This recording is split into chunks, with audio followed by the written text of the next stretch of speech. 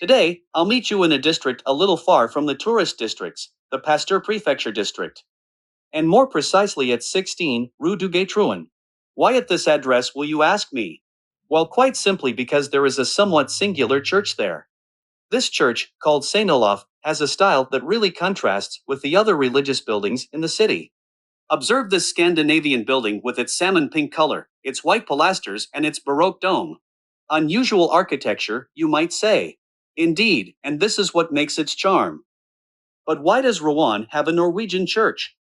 First, let's not forget that Rouen has a special relationship with the Scandinavian countries since the episode of the Vikings.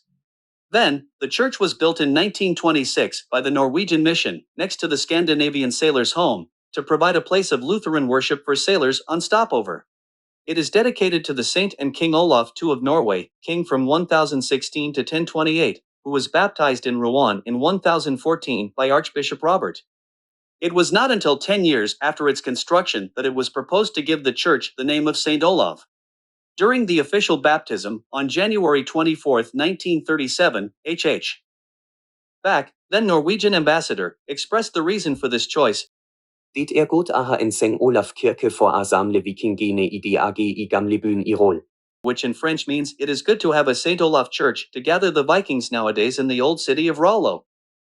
Since then, the building was sold in 2004 by the Lutheran Church of Norway to Aram, the association Rouenoise de Amos de Marins. For the record, for a century, the Cornet High School in Rouen has offered a Norwegian section. Each year, a dozen or so students study from the second to the baccalaureate. The centenary of this section was celebrated in September 2018, in the presence of Queen Sonja of Norway and Bridget Macron,